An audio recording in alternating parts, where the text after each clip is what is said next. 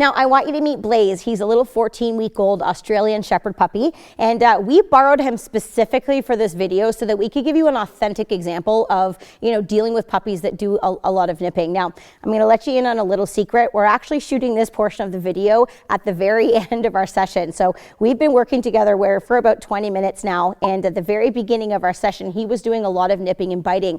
But through good information and quick timing and clarity, I now have a puppy that's just, calmly laying at my side and just being an absolute angel, all through giving good information. So let's take it back for the last 20 minutes to see what we've been working on. I'm McCann. This is Blaze. Welcome back to McCann Dogs. Students come to us with biting questions all of the time, and our response to them is always the same. The very first thing that we ask them is, do you have a leash or a line on your puppy?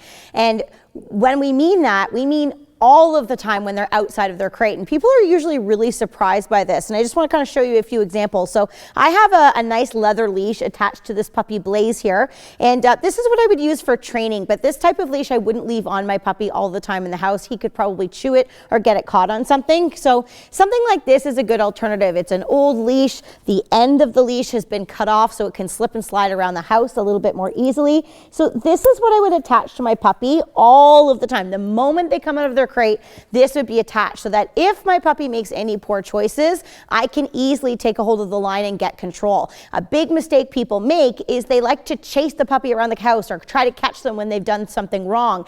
And that really changes your status as the person who's in charge. If you're the one chasing the puppy around the house for a few minutes, the puppy thinks that's a big giant game, and now, they're more likely to repeat that poor behavior. So we need to diffuse the situation immediately with some type of leash or line. So in terms of your puppy nipping and biting at you, these tools are essential in order for you to be able to get control. If your puppy's jumping up to nip you, grabbing your house coat, your slippers, whatever it might be, now you're going to have something to grab onto so that you can properly discipline the puppy without getting into a big wrestling match. Now, a really common place that puppies are more prone to nipping and biting at their owners is when they're elevated on something like a couch or on a bed. And the reason for that is a lot of dogs have, a little bit more of a false sense of confidence when they're raised up to be at a similar level at you, and they're a lot closer to our face. And a lot of the time, if we're up here, we're petting the puppy and then they nip at our nose, we're trying to correct them and we're eye to eye, it doesn't really give the dog a very good clear picture that you're in charge. So if you're having any nipping issues at all, especially when your dog is being elevated up here, we suggest that you I'm actually getting nipping right now. Hey, knock it off.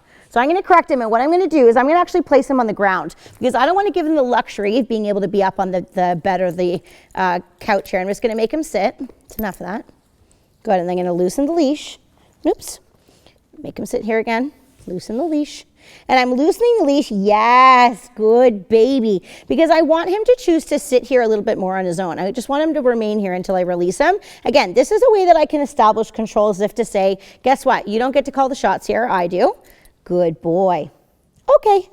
Yay! So it's my idea that he gets up and moves. So I'm taking him out of position where he's feeling a little bit more confident and sure of himself, and I'm putting him into a place where I'm a little bit higher level, he's lower level, and I can be clear about what my expectation of him is. Good boy. And when it comes to addressing nipping or biting, consistency is really key. You'll notice that he nipped and bit at my hand there just a little tiny bit and only once, and I addressed it immediately. A common issue that people have is they sort of allow it to go on and on and on before they actually decide to deal with it. And I was able to do a sort of a small correction with him and then got him on the floor, and I had diffused the situation in seconds versus allowing it to go on and on and on. So make sure that your timing is very quick and you're very consistent with your expectations on what you want for your puppy to be doing. Now, we talked about trying not to have your puppy elevated up at the same level as you, whether you're on a bed or a couch, but the same thing goes for being down on the floor. It's really common for us to sit down on the floor with a puppy to interact with them or to pet with them or play with them.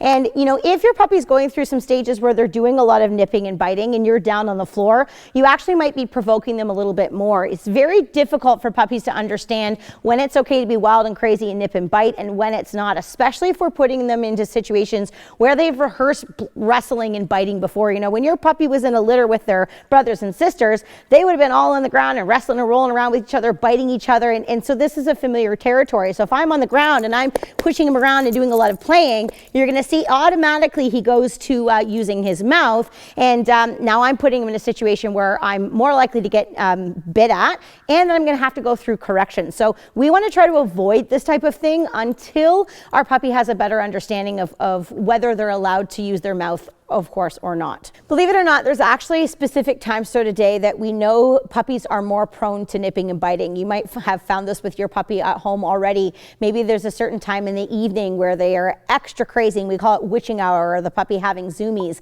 And when the puppies are really overexcited like this and you try to take control, there's a much more likelihood of them trying to nip and bite at you. Now, during these times, it's really important that you're armed and ready with some type of leash or line on your puppy.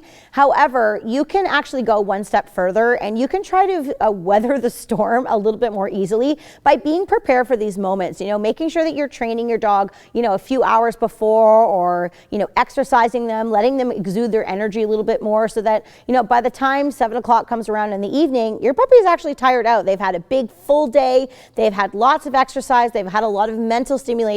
And there's not as much need for the dog to be ripping and roaring around your house. Now, there's going to be times where you miss the boat, and when zoomy hour shows up, your puppy's going to be wild and crazy.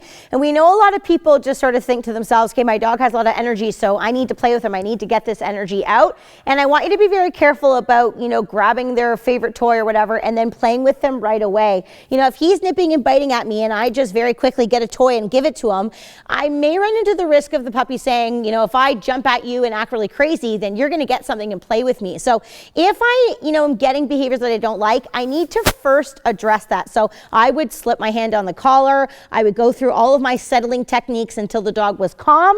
And then I have two choices. I could then say, you know what, I'm happy to play with you right now, but guess what? I'm going to start this game. So I might start with him sitting. Come here, pup. Sit.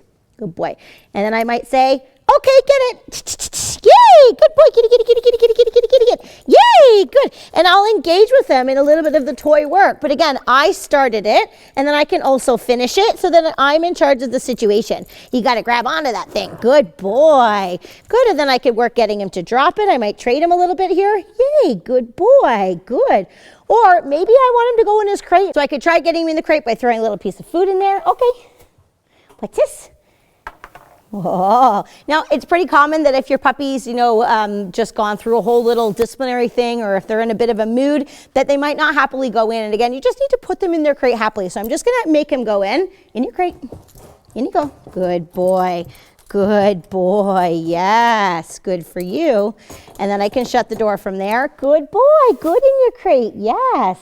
Here you go. Good boy. I can throw a couple cookies in there and just let him chill out there for a few minutes. And then when I'm ready, I can bring him back out and we can do some training once again. Now, when it comes time to you know, do things like handling your puppy, whether you need to touch their paws, wipe their paws off, look in their mouth, clip their toenails, whatever it might be. That's another common place where puppies will do a lot of nipping and biting. And one of the little secrets us dog trainers have is that before we've ever had to clip their toenails or look in their mouth or do any of those things, we have had several training sessions of rewarding our dogs for allowing us to touch them in those different body parts. And this is another common mistake that people make. They expect their puppy to accept things when they actually haven't done the homework to prep their dog to think it's a really great thing. If he's had all kinds of repetitions of me holding his collar or looking at his eyes or whatever it might be and being rewarded, when I go to do those things when I actually need to, I've got all kinds of money in the bank, and you know, he's going to be more acceptant. So I'm just going to kind of show you some of the exercises that we do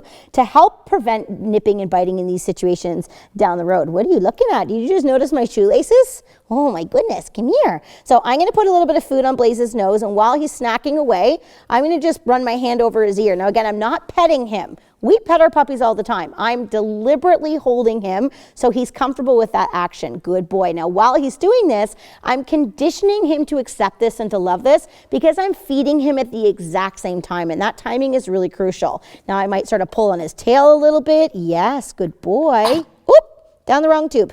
Here you go. Good boy. Yes, good. So again, he's snacking away. I can touch a paw. I'm going to switch hands here. I'm going to hold this paw as I do it. Good boy. So he went to sniff it there, so I'm just going to draw his attention away. Ooh, you're really chewing those treats, buddy. Yes, good boy. I might put my hand in his collar. Yes, good boy. I am making it really, really easy for him to be successful so that if I need to do some touching, again, he's been conditioned and practiced that these things are really good positive things, and I don't have a puppy that panics or worries when I need to, touch his body wherever I need to. Now, we spoke about the importance of not necessarily having your puppy elevated face to face with you, but the same rules apply for when you're down on the ground with the dog. If you're down on the ground and you're doing a lot of snuggling or cuddling, or maybe you're doing a lot of wrestling, this is also a really common place where the puppies are more prone to feeling comfortable enough that they can nip and bite at you. You know, this is a very similar setup to what they would have done when they were a puppy with their brothers and sisters wrestling and nipping and biting.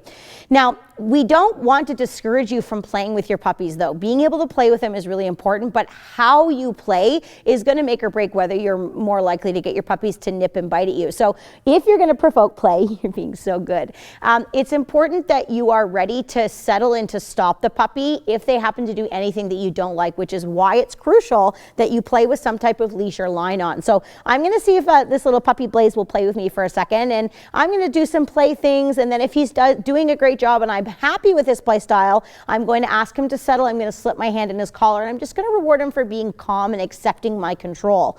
If he does something that I don't like during the play, though, I'm going to address it by sliding my hand down the collar and correcting him for the nipping, and we'll see what happens either way. Okay, pup, you want to play? So I'm going to get up on my feet here. Ready? Playtime. Okay, pup, pup, pup, pup, pup, pup, pup.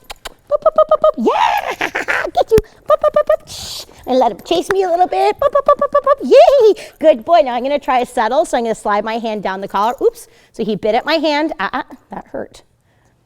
Good boy. That's better. Good baby. Yes. So he was super respectful there. I have my hand in his collar. I squeezed it tight a little bit there to correct him. And as soon as I did that, he went, oh, sorry. And as soon as I saw that sort of settled, soft look in his eye, I was not so firm with my hold, and I'm going to go back to praising him. Good boy. He needs to understand that when I take his collar, he's not going to be corrected. So I'm actually just going to reach my hand in his collar again here. Yes, good boy. Yay. He was really good that time, so I'm going to give him a reward. Yes, good boy. Yay. Good for you. I'm going to try it again. Put my hand in his collar. Yes, excellent. Very good boy. He needs to understand that when I take control, really good things happen. Well done. Now, another situation where we find a lot of puppies are more prone to nipping and biting is when they're already in a very submissive position, and this can be really confusing. So if Blaze is sort of laying down here, a lot of puppies will lie over like this and they'll lay on their back so you can rub their belly. Now, he's looking pretty calm here, but this is a really common place where people start to get, oh, you're so cute, and they start to do a lot of petting of the puppy, and the puppy starts to lie on their back, and then they start to wave their paws around, and then you start to get a lot of nipping. So again, if you're having a lot of nipping issues, putting your puppy in this position or allowing them to be in this position is maybe not the best idea. You might be better just to sort of encourage your puppy to be up in a sit when you're doing a lot of petting or handling, rather than letting them, hi babe, go upside down on their back. So again, he wants to go here. Let's see what he does for the sake of the demo. Good. I might try and touch his paws a little bit here. Good.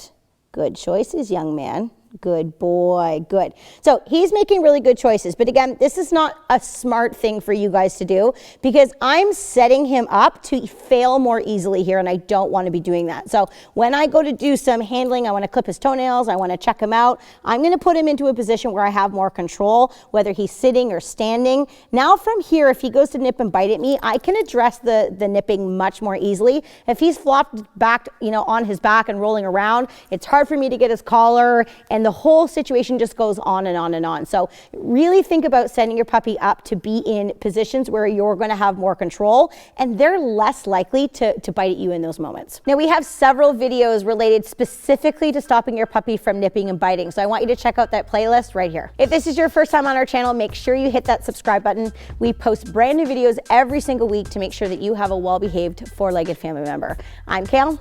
This is Blaze. Happy training.